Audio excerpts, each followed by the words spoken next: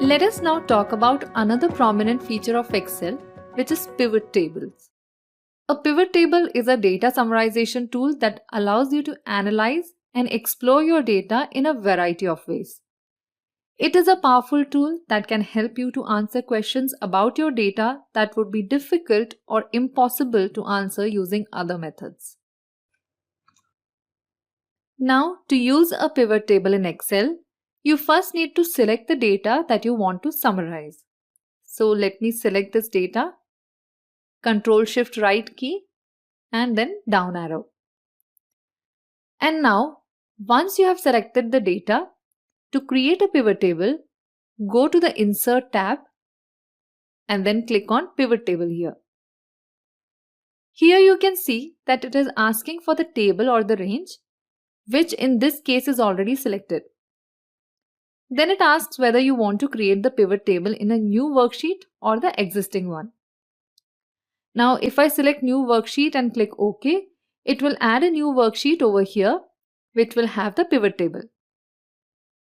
Else, if you select the existing worksheet, you have to specify the location or basically cell where you want your pivot table. In this example, I will go with New Worksheet and click on OK. So you can see that this is the new worksheet that has been created for our pivot table, and right now the pivot table stage is empty. Here is where we will build our report. To build the report, we have to click Choose the Fields, which you can see on the right hand side. So here are the fields. So these are nothing but the headers of the table that we selected. Here is the area where we want to place the headers according to the pivot table that we want to build. So to add the fields, you just have to drag and drop them to the required area below. For example, I can drag and drop this field, pizza type, to the row or the column as per my need. Or you can just check the box next to the required field, for example branch, and it automatically got added under the row, and you can see that our pivot table has started to build. Now, next, if I select quantity based on the data type, it got added under the values area. So now your pivot table shows the name of the branches and the total quantity sold across each branch.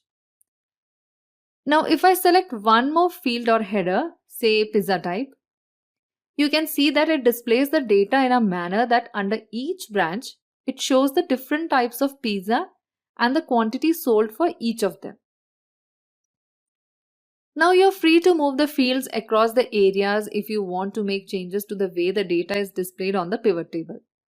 For example, if I move the pizza type under the columns area, the pivot table would display the data like this. So instead of rows, the pizza type is spread across columns. Now I will try another change, that is move the pizza type under rows and branch under columns, which will give the result as you can see here. As this gives a more compact view, I would leave it at that. So this way we can play around to find the best output as per our requirement.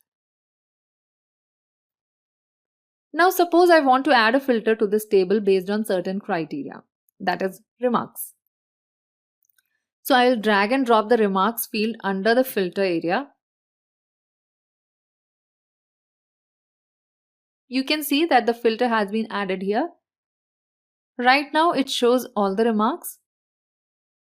If I click here, it shows two options, 0 and good. So I will select good and click OK. So these are the ones that have the remarks marked as good. Now if you want to select more than one filter criteria, you can check this box and make your selections. For the time being, I'll change it back to all. So with the help of pivot tables, it becomes very easy to play around with your data and find out the best way to summarize and present your data.